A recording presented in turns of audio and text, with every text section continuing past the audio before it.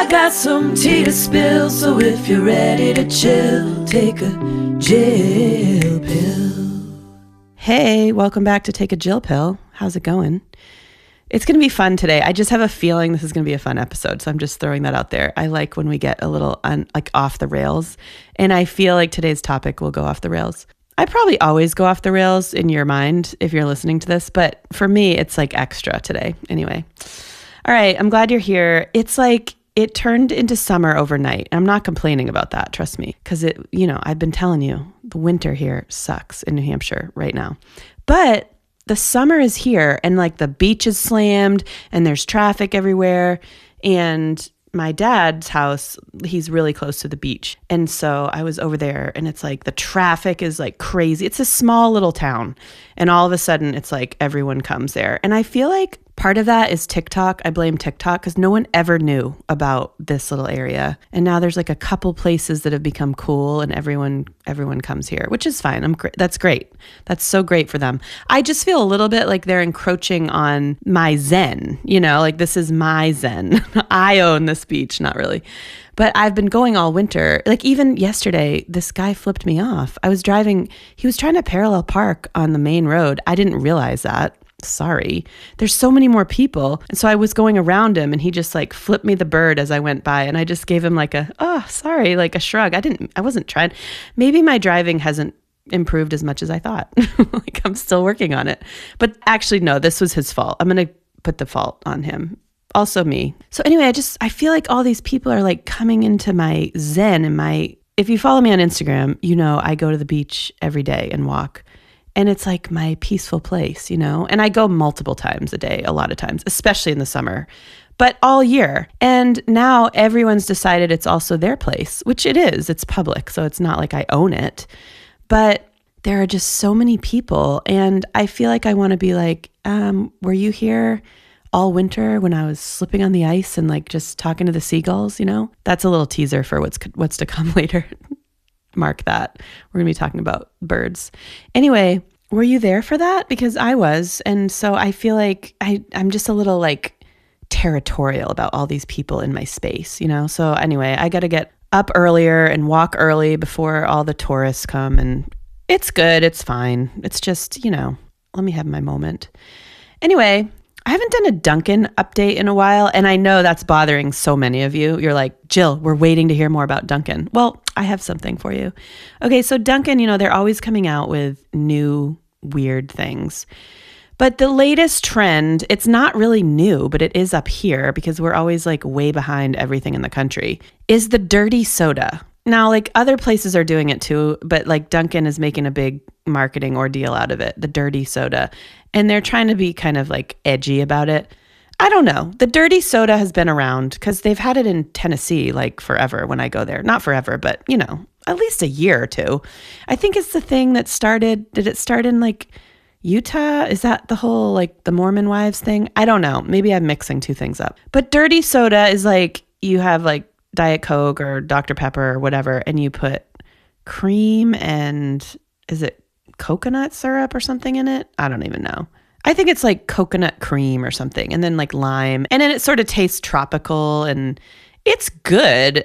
It's kind of weird, but it's good, I guess. I kind of just prefer straight up soda for myself, but I feel like it's become a whole thing, and I think people just like saying it, honestly. I was in Nashville recently, and my friend ordered at Sonic, like, I have a, Diet Dr. Pepper, can you make it dirty? And I'm like, I don't know. That just feels, to the Sonic like high school worker, I just feel like it feels inappropriate. It's like, you make it dirty, like, I don't know. It just feels dirty. Make it dirty. I don't know. It feels like a reason for people to be promiscuous or something, or like edgy. I'm so old when I hear myself, but that's how I feel. Anyway, Dunkin' is all in on the dirty soda, like, and all their marketing is like bleeping words out to make it look like even more provocative or something. I don't know. I'm like, you're Dunkin' Donuts, like relax, But anyway, I haven't tried it yet. Maybe I should try it before I kind of bash it. I don't know. It's fine. It's fine. But I think soda is fine. Like, why are we messing with soda? I don't know. I think we just want to be provocative and make it dirty. Make it dirty. Okay. Anyway, I also know that I haven't spoken about Trader Joe's, and I haven't done my Trader Joe's giveaway, but I haven't forgotten about it, you guys. So it's still coming. I'm sorry. I'm a one-woman show here, from producing to recording to editing to marketing. It's just me. So I'm behind on my Trader Joe's giveaway, but it's still coming. So hold your horses and be on the lookout. In other news, music news, Gracie Abrams put out a new song. Her album's coming, I think, this summer. I'm a huge Gracie Abrams fan. Like, I know her father is J.J. Abrams, right? And so everyone's like, Nepo baby, whatever. Not everyone, because I know a lot of people love Gracie. But like, what if maybe she's just really talented because she comes from a really talented family, like... That's possible too. I sometimes think the nepotism, like Nepo baby thing gets a little over. Like, yeah, if they don't have any talent and it's just money, okay. But maybe one of the most creative and profound like filmmakers creates a baby who has similar genes. I don't know. I'm just saying it's wild to think about. But all that to say, I do love me some Gracie Abrams. And I was wondering the other day, like, why do I love this so much? Because she's like, I don't know, 25, like... We're not in the same ballpark when it comes to age or like experience in life, and I'm like, why do I find her lyrics so relatable and like so good, and her vibe, everything about it, the production is so good. That's something like I struggle with Taylor Swift. I know a lot of you are Swifties and I love you. I'm not a huge Swiftie. It's been reported. I don't mind her stuff. And I like some of her music, more of like the pop, really heavy pop stuff. I'm not as big on her like indie singer-songwriter stuff, but it's kind of similar. Like they toured together. Like why do I like Gracie so much more than Taylor? And I'm sorry. Again, I know there's specific people I'm thinking of who are like such big Taylor fans. They're like, you're killing me. Anyway, it's just who I am. Here's what I've discovered about Gracie, I think, when I was thinking about it. First of all, she has a really interesting way of saying things about like ambiguous relationships. Like it's not just like breakups or love songs. It's like all these ambiguous stories, which I feel like you can just relate to any part of your life. The second thing, and this is what makes her, in my mind, a little different than Taylor. She doesn't come off as the victim in any of these songs. Like, she's very thoughtful and analytical of, like, let's say a relationship that went badly. She's not blaming the other person. It's not like a you did bad and I'm the victim and, like, girl power song. She's very thoughtful and she's always, like, thinking about how she contributed to it. I know I'm getting a little in the head in, like, the headiness of this as a writer, but she's like self-analyzing a lot and not just putting it on the other person for like being an a-hole, And I find that Taylor sometimes comes off a little more of the victim, and Gracie is just like self-reflecting and kind of showing like a lot of remorse. And I don't know, I just like that. I like the way she kind of analyzes her relationships in these songs and herself. Anyway, her new song Hit the Wall came out this week and I've had it on repeat. Like I'm obsessed with it and I'm just playing it over and over and I can't wait for her new album. And I've been listening to all her old stuff too. So if you're not a Gracie Abrams fan, check her out. I think you'll like her. You might not, but I do. That was just a little preview of nothing because we're going to go in a totally different direction. Okay. So on today's episode, we're going to talk about a conspiracy theory, and it started out, like I couldn't make up my mind this week. Do I want to talk about the aliens and the disclosure and like that sort of stuff? Because there is a lot to cover in that area still. Or like, do I want to do a cult? I almost did the twin flames cult, which now my algorithm is just like all twin flame stuff, which is annoying. But anyway, I didn't go in either of those directions because I can't get it out of my head the Gerald the Dolphin story. I know it's been a while, but I've just been like, that's so weird. And if you don't know, I'll get into it. But we're going to talk about the dolphins, and then we get into animal conspiracies and then birds. And we're going to ask the question, are birds real? I know that sounds crazy, but there's a conspiracy about that. Okay, and then we're going to move into my top 5. I had to go with top 5 birds after what we're going to talk about. People who hate birds are like, oh no, she's turned into bird lady. I've already told you I've turned into bird lady. You hit a certain age and you become like one with the birds. I don't know why that happens, but it just does. So top 5 birds, and then we're going to do listener questions and the Jill pill. Okay? All right, let's go.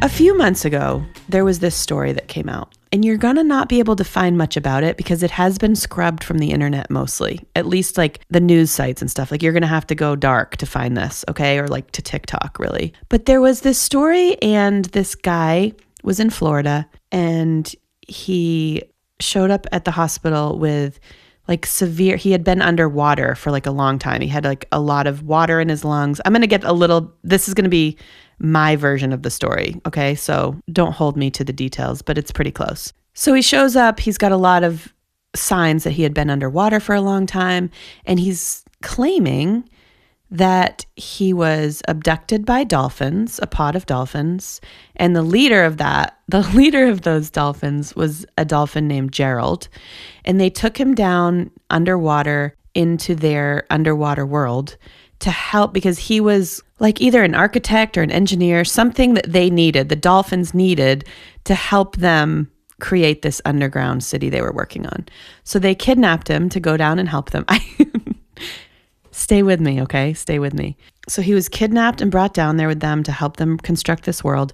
And then when he got back home, the doctors were like, obviously this is crazy. He must be on drugs and all this stuff. There was no alcohol or drugs in his system. Like the only thing was, but they did see that he had like the effects of being underwater for a long time. How long? I don't know. So this story gets picked up by the news, and everyone's sort of like, haha, this is funny. And then people started to be like, this could be kind of real. This is like super weird. And dolphins are animals that are kind of like, there's other stories of dolphins that they're like the smartest animals, and they're kind of like on another level. And then a few weeks later, I think it was, like dozens of dolphins washed up dead on the shore in Florida, like near where he claimed this had happened. Okay. I don't know what really happened there, but Gerald was the leader of, I don't know if Gerald died, the dolphin, but this guy was claiming like this is what happened. And this guy went to like MIT and like studied whatever the dolphins needed to know. He studied it. Okay. I understand how crazy this is. Okay, I do. I'm not totally off my rocker. But a lot of people on TikTok and different places started like really delving into this and being like, there's a chance, this is so weird. There's a chance this could be real. And here's what I want to say about conspiracy theories, okay? If you're new to this, or if you're like just here because you follow me from music or something and you're like, Jill's gone off the rocker, here's what I want to tell you about conspiracy theories. I think of it like this, okay? I used to be kind of closed-minded. Like I just lived in my little box and like whatever was around me, that's what happened. I feel like now, looking into conspiracies or weird stories, think of it like this. You open a window, right? Like all the way, and you're letting the air in. And then as like it gets a little cooler or whatever, you start closing the window a little bit. And that's how I feel about conspiracy theories. It's like, open it wide, open your brain super wide and be like, anything's possible. And then we just close it a little bit, right? As things are like, well, that's impossible, but this part of the story could be true. Okay, just go with it.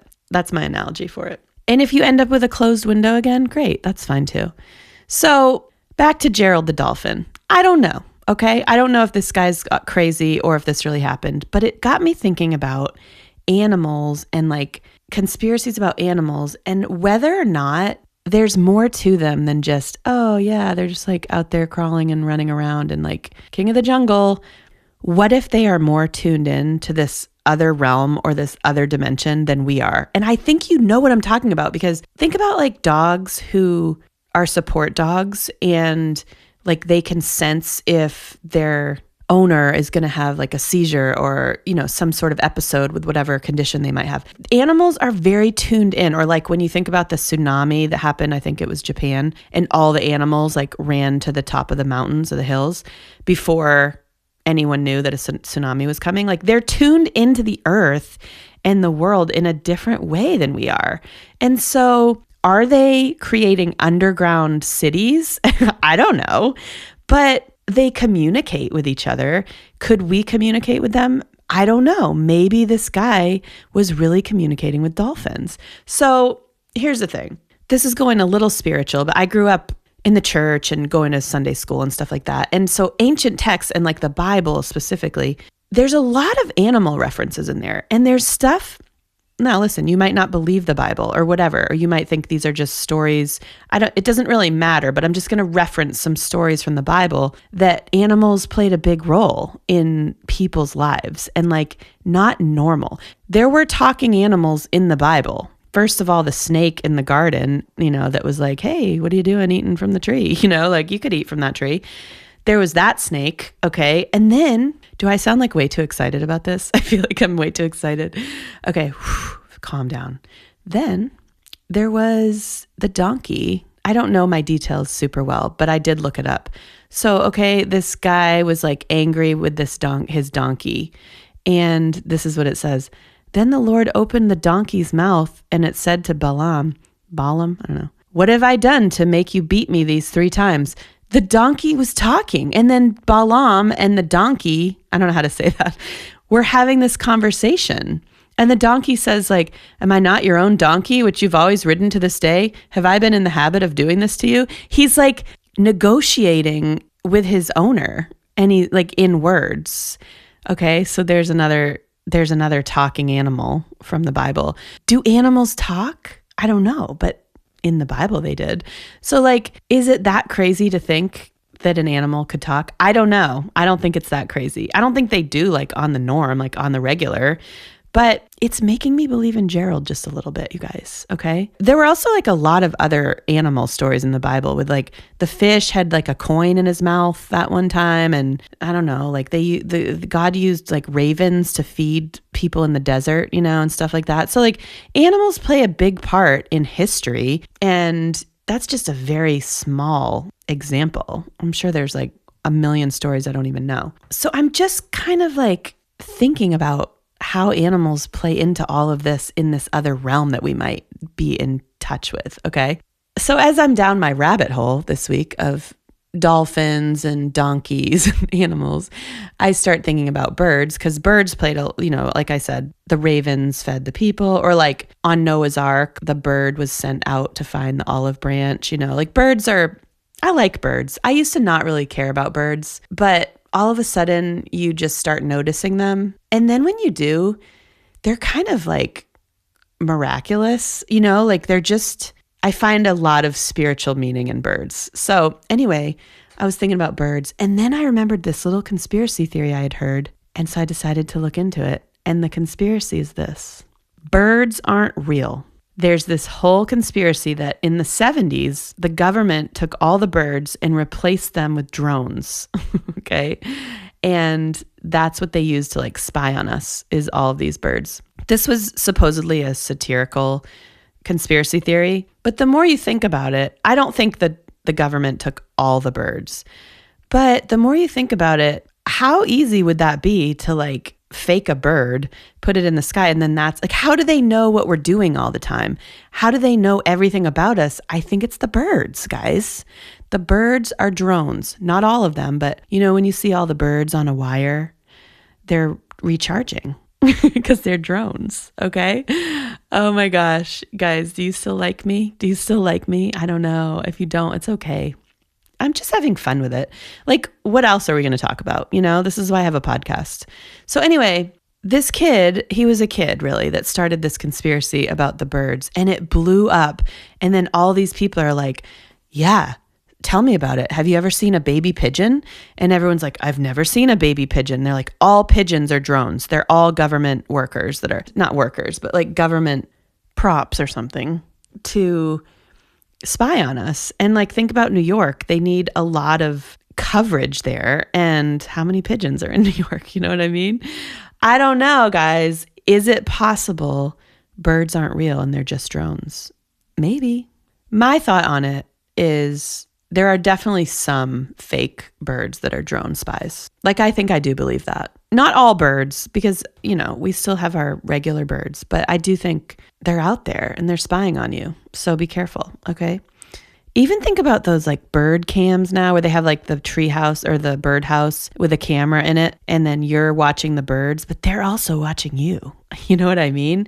Joke's on us, guys. The joke is on us. All right. Do you think that animals have some sort of supernatural power and can like delve in and out of this other dimension that I speak of? easier than we can? I do. I think animals are kind of like miraculous beings who I'm not a person per se. I'm not like the kid who was like wanted to be a veterinarian. I'm just not. I like animals. I prefer them kind of in the wild. I don't have pets. I like dogs and cats. I don't necessarily want my own at this point in my life, but I'm not like an animal lover. No one would describe me as that. But the more that I think about this, I'm like, animals are tuned into something that people are not. And you know that because like sometimes when you're down or whatever, an animal can like comfort you in a way that a human can't. You know, one of my old neighbors used to have this dog, and she was like a therapy dog that she would take into nursing homes, hospitals where people were just about to cross over. And this dog was not of this world. This dog was like next level therapeutic, comforting, sweet. And it was like tuned into something we're not. And so I feel like I've seen that. And then if you see animals in, like, I've gone to Africa several times and been able to do safaris and see like lions and leopards and stuff in their habitat. It's a spiritual experience. There's no other way for me to put it. There's like no other way. Or even if you're out on the water and you're out, you know, at a whale watch and you run across Gerald and his friends, may they rest in peace. I wonder if Gerald died, or if Gerald's still working on the underground city. I think I keep saying underground. I mean underwater. I know that's important to differentiate. I would like to visit that underwater city. It seems like it would be cool. And I wonder if this guy, like, let's just assume this is real. Like, do you think he thinks about it like, I want to get back there? Or do you think it was traumatic for him? I think it would be like, I got to get back there. Like, he's probably thinking about, if he's an architect or an engineer, he's probably like thinking about it at night, you know, like, oh, I should have told them to build this road this way. And then, you know, like, I bet this guy, have we ever heard from this guy again? I would be fascinated to hear from him. Why haven't we heard from him? The government shut him down, probably. Like they shut this whole story down. Okay. Anyway, I'm getting a little off here, but that's what I do. All right. So animals are supernatural and they know things we don't. And birds may or may not be real. We don't know, but probably some of them are not real. And animals can talk. I think animals can talk on certain levels, okay, and communicate. So what do you think about that? Do you like that conspiracy theory? Do you believe in it? Do you want to hear more? Do you have questions? I have questions. But that's about all I got for that. So let's move on to our top 5, because I figured there's really no better category to do than top 5 birds, okay? I once got crapped on by a seagull in Australia. I think I told this story before. I don't know. I was on Bondi Beach in Australia, which is like where you go if you're in Sydney. Like that's the place. And we were like sitting out on the beach and lying down. And this seagull, or I think it was a seagull, it was a drone probably, I don't know. It went right over like 3 of us and just crapped right on my face. And I think that's good luck, but I don't know. I don't feel like I've really seen the good luck from that. I feel like I've told this story before, but if not, there you go. I've had my encounters with birds for sure. Okay, top 5 birds. Number 5 is a snowy owl. There's a snowy owl that lives around here in the winter, and they're so cool. Now, I know that owls, also birds have a lot of spiritual meaning, because a lot of people think owls are like, I don't know, witchy birds, or like people do spells on them and stuff or something like that. I don't really know. I don't really into that stuff. But I like that snowy owl because I think it's kind of crazy how they turn their head, you know? And I don't know, the whole who thing, like who, like that's just the thing. I like a snowy owl. What can I say? I don't know about like other owls, but I do like the snowy one. Okay, number 4 is a chickadee. I think I just like the name chickadee. You know, it's just got a good ring to it. And I thought it was the state bird of New Hampshire, but it's not. I had to look it up. It's a purple finch is the state bird, which is actually red. Can we talk about that? A purple finch is red, so I don't know why they call it purple, but that's a side note. This is a chickadee, number 4. They're black and white. They're everywhere up here, but I just think it's a good name, chickadee. And apparently they say chickadee-dee-dee, chickadee-dee-dee. I'm really giving away my nerdiness here on this episode, which I hope you're enjoying. All right, number 3 in my top 5 birds is an eagle. And eagles are just that majestic bird. You feel like when you see an eagle, you're like seeing something special, you know? And there's eagles that live There's a lot of birds around me, I guess. Maybe that's why I become a bird person, but there's some eagles that live down by the harbor here. And when you spot them like up in the trees, it feels like you won for the day. I'm like, oh, I saw the eagles today, and I'll see people and they'll be like, I saw the eagle Saturday. And I'm like, wow, that's great. And maybe my life is small, but I'm not ashamed. I love an eagle. All right, number 2 in my top 5 birds is the bluebird. Why? Because their color is stunning. Okay. The color is absolutely like blinding. And then you've got the Bluebird Cafe in Nashville, which is an iconic music venue that I've been lucky enough to play at a few times. And it's like, I just like that the bluebird makes me think of that. And my first car that I had when I was in high school was this old Acura Integra, this baby blue color. And I named it Bluebird. It was the worst car. It was like, it broke down everywhere. On my way to the prom, to get my hair done for the prom, it broke down. I had it in college too, and it broke down when I was nannying, like with kids in it. I got hit by a car that was avoiding a train. Like that car went through everything, but I named that car Bluebird, and it carries a lot of memories for me, that car. So Bluebird, it's just has nothing to do with the bird, but I had to put Bluebird in as number 2. So random. Okay, and my number 1 bird, okay, is the cardinal. And again, there's many reasons why. Number 1, just when you see a cardinal, that red against, especially in the winter, against like a white birch tree or something, or snow, you're like, wow. It's like so cool to look at. And then 2, and this is the male cardinal, because the females are kind of just brown and whatever. Yes, I know that. Okay. I study birds. But anyway, the cardinal also, and a lot of people believe this, so it wasn't just like my family, but in my family, everyone always would say when a cardinal showed up, it meant my aunt and uncle, who had both passed, were visiting us. Okay. Like Auntie B and Uncle Mel. That's what everyone would tell me as a kid. And so still, whenever we see a cardinal, some of my family will say it's Auntie B, and some of them will say it's Uncle Mel. I just think it's both of them. And then I had a friend pass away a few years ago, and his widow is a friend of mine. And always when I see a cardinal, we're like, oh, he's here, he's visiting.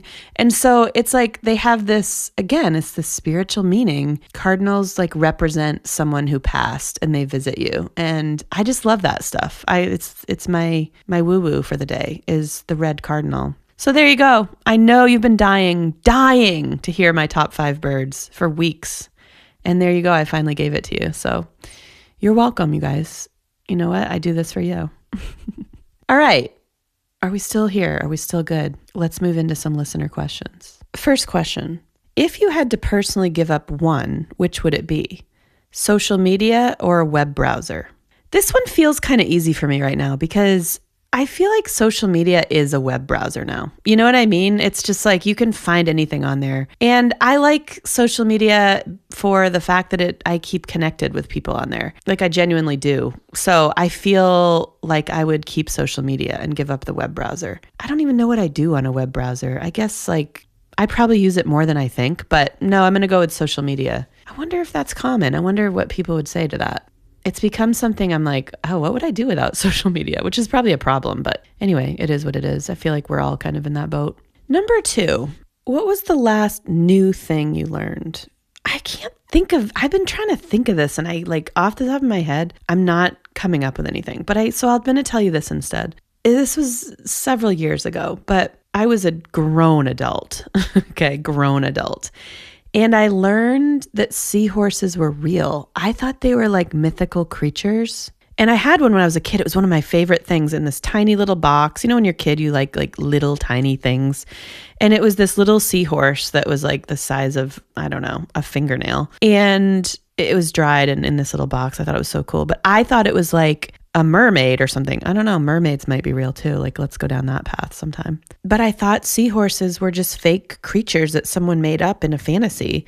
And I was a grown adult, like in my 30s, I think, when I was talking about it. And someone's like, no, seahorses are real. I'm like, what? For real? They're real? And I'm like, yeah, I never knew that. You know, I went to college. I have had a career. I don't know. I grew up near the ocean, the beach. I'm very like aquatic by nature. No clue that seahorses were real creatures. So that was fun. I can't think of something more recent, but I thought that would be a good a little tidbit for you for that question. Next question is, are you a star seed? I got to be honest with you. I had to Google what is a star seed. So maybe I do need a web browser, but I could have looked that up on Instagram too and figured it out, But a star seed is a soul believed to have originated from another planet, star system, or dimension before incarnating on Earth. I don't know. Am I a star seed? I'm like reading about them, people who have high empathy, deep intuition, cosmic attraction. I don't know, guys. Am I a star seed? I don't even know much about this. So maybe we need to do a full episode about that. I also think I'm just an artist with like a lot of feelings. So there is that too. So we'll see. But yeah, I really didn't even know what that was. So maybe that's the newest thing. 2 questions in one, guys. Screw the seahorse story. The last thing I learned is what a star seed is. I'm gonna have to do a little more digging to let you know if I actually think I am one. That's a good question though. I enjoyed learning that. Okay, this is the last question for the day. What was a wow moment for you? The kind you say to yourself, I can't believe this is my life. That's a great question. I've had a few of these, I think good and bad, I think we all have. I think for good ones, like probably playing on SNL, Saturday Night Live, the first time we did it was probably a huge wow moment for me because I grew up loving Saturday Night Live and being on that stage and meeting all the cast members and like being in those hallways. The whole thing was crazy to me. I remember just being like, where am I? What am I doing in my life? This is crazy. On another level, I feel like I have wow moments with my mom in this disease all the time of like, wow, she just did that. Like, wow. Wow, I'm the parent. You know what I mean? Like you have those kind of moments when you're caring for your parents a little bit.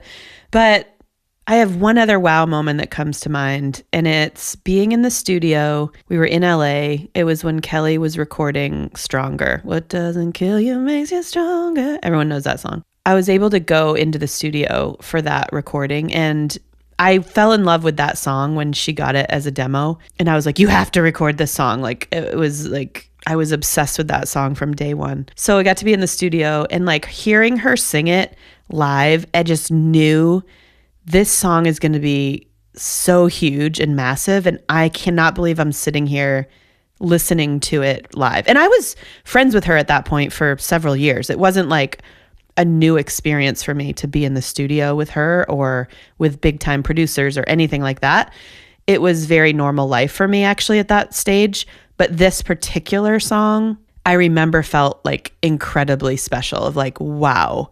And still, every time I hear that song, even though I've sung it a million times and played it a million times and you hear it all the time still, every time I hear that song, I think about the studio and being in there and hearing her like wail on it and just being like, this is a moment. Like, this is crazy. This song is going to go to the ends of the earth. And I'm sitting in here as she's recording it. So that was a big wow moment for me. I still think about that a lot when I hear that song. Those are good questions, guys. I love having questions from you guys because they're so different than anything I would normally think to talk about. So please continue to send them in because they make my day and week and episode and all the things. Okay, it's that time to take a Jill pill. Today's Jill pill comes from our talk about birds and animals and the spiritual side of nature, if you will. But today's Jill pill is this. Pay attention. Pay attention to nature, to birds, to water. Like, put your phone down and listen. I sometimes do this on my morning walk. I will walk way out to this bench that's like way out on the water. And not every day, but a lot of times I'll sit there and just sort of like listen. If I have my headphones in, I'll take them out, put my phone away and just like listen to the water, listen to the birds. Like, it's good to just pay attention to that stuff because I do think that the earth and like the water and the waves and the birds can sort of speak to us or open up things in our minds that maybe we wouldn't think about without that silence, without that moment to pause. So pause, get in nature, pay attention to it for a little bit and see what it's trying to tell you. You know, you never know. You might get a message from the US government, the bird drone. I don't know. I always have to make it a joke, but I'm serious. Pay attention. Pay attention to what's going on in nature around you. All right. Did I just become like a state park worker or something, like a forest ranger in this episode? All of a sudden, I'm like, am I an animal whisperer? I don't know. What am I, guys? What does this make me? I don't know.